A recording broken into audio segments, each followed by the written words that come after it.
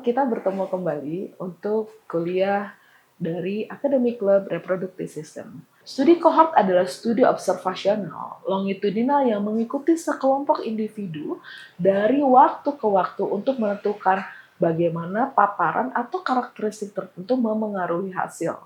Dalam konteks berat badan lahir, studi kohort dapat melacak ibu dan anak mereka serta memeriksa bagaimana faktor-faktor maternal memengaruhi berat badan lahir bayi.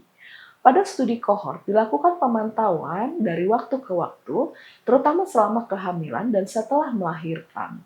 Kita kumpulkan data tentang berat badan bayi yang lahir dan hasil-hasil relevan lainnya.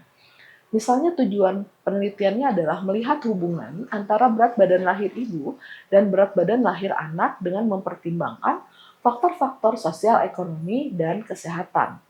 Maka ilustrasinya kita akan merekrut wanita-wanita hamil dari populasi yang kita tentukan, misalnya di rumah sakit atau pusat kesehatan masyarakat. Kemudian kita kumpulkan informasi tentang berat badan lahir ibu, berat badan saat ini, perilaku kesehatan, nutrisi, status sosial ekonomi, dan lain sebagainya. Selanjutnya, kita lakukan pemantauan atau observasi di sepanjang kehamilan. Kita kumpulkan data tentang misalnya komplikasi, kunjungan perawatan prenatal, dan faktor-faktor termasuk biaya hidup. Kemudian kita catat berat badan lahir setiap anak yang dilahirkan oleh ibu-ibu ini. Dan hasil akhir dari kohort ini, kita membuktikan apakah terdapat asosiasi antara berat badan lahir ibu dengan berat badan lahir bayi, sambil mempertimbangkan potensi faktor-faktor pengganggu. Kita juga bisa memeriksakan faktor lain, misalnya kesehatan ibu, status sosial ekonomi, atau faktor-faktor lainnya yang kemungkinannya dapat mempengaruhi. Studi kohort adalah desain yang fundamental dalam penelitian epidemiologi untuk menilai hubungan antara paparan dan hasil seiring dengan waktu. Meskipun sebagian besar studi kohort bersifat prospektif, kita juga mengenal kohort yang bersifat retrospektif, yang memiliki nilai penting dalam konteks tertentu. Kalau kita bicara studi kohort prospektif, peserta diikuti dari titik paparan untuk mengamati hasil yang terjadi setelah paparan tersebut. Desain ini memungkinkan peneliti untuk mengumpulkan data secara real time dan memberikan bukti yang kuat untuk hubungan kausal. Di sini resiko bias lebih rendah karena data dikumpulkan secara berurutan sesuai dengan waktu. Sedangkan pada studi kohort retrospektif yang dikenal sebagai studi kohort historis, kita melihat kembali data yang sudah ada.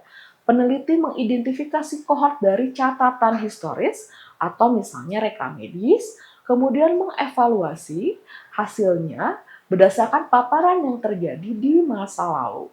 Peneliti mengumpulkan data yang sudah ada seperti catatan pekerjaan, paparan-paparan yang muncul, yang tercatat, dan hasilnya. Studi dimulai pada titik waktu tertentu di masa lalu dan kita mengevaluasi paparannya, kemudian kita ikuti kohort hingga saat ini atau hingga titik akhir yang ditentukan. Pada studi kohort retrospektif, kita terkait dengan efisiensi waktu dan biaya dibandingkan studi prospektif. Peneliti dapat memanfaatkan database atau regresi yang besar yang mungkin memiliki data historik yang cukup lengkap dan kaya.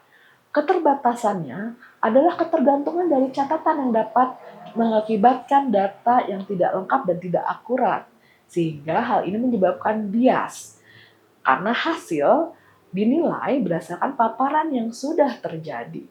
Potensi kesulitan dalam mengendalikan variabel pengganggu mungkin akan memengaruhi baik paparan maupun hasil di masa lalu. Contoh retrospektif kohort adalah artikel yang ditulis oleh Barker dan kawan-kawan yang berjudul Asal-usul penyakit dewasa dari fetal.